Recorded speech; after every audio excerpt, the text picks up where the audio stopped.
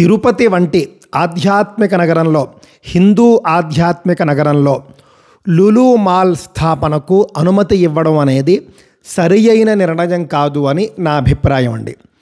Lulu mall వ్యవస్థాపకుడు మనం చూసుకుంటే ఎంఏ యూసఫ్ అలీ.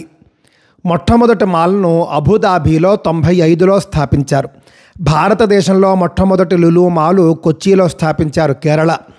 కొచ్చిలో ఉన్నటువంటి లులు మాల్ను నేను సందర్శించానండి. తాజాగా కొంతమంది టీటీడీలో కూడా సెక్యులరిజం ఉండాలి అని చెప్పేసి మాట్లాడుతూ ఉన్నారు. కానీ మతపరమైనటువంటి మాల్స్ కూడా ఉంటాయా అని చెప్పేసి నేను ఆశ్చర్యపోతూ ఉండేవాడిని.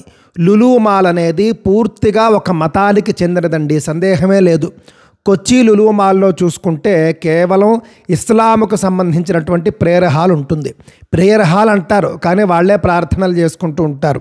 అదేవిధంగా పవన్ కళ్యాణ్ గారు కూడా ప్రశ్నించింది మనందరికీ తెలుసు. లులు మాల్లో కేవలం మీ మతం వాళ్లకు మాత్రమే ఉద్యోగాలు ఇస్తారట కదా, మీ మతానికి చెందినటువంటి అబ్బాయిలు ఎక్కువగా ఉంటారట కదా, అమ్మాయిలను మాత్రం వేరే మతాల వాళ్ళనే తీసుకుంటూ ఉంటారట కదా, ఇతర మతాలకు చెందినటువంటి అమ్మాయిలను ట్రాప్ చేస్తారట కదా అని చెప్పేసి మాట్లాడుకోవడం జరిగిందండి.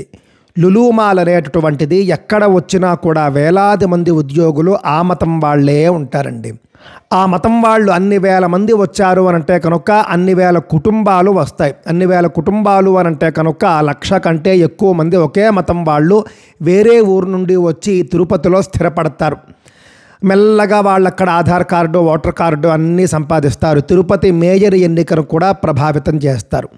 హిందూ ఆధ్యాత్మిక రాజధాని అయినటువంటి తిరుపతికి వేరే మతానికి చెందినటువంటి వ్యక్తి మేయర్గా రావాల్సినటువంటి దుస్థితి వస్తుంది. ఇందులో ఎక్కడా కూడా మత ఛాందసం లేదండి.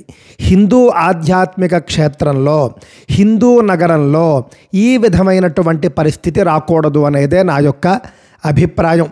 తిరుపతిలో మాత్రం ఈ లులు మాల్ స్థాపనకు ప్రభుత్వం అంగీకరించకూడదు, వేరే నగరాన్ని కావలిస్తే ఇవ్వవలసింది అని చెప్పేసి నా అభిప్రాయం అండి. మీ అభిప్రాయం కూడా తెలపండి.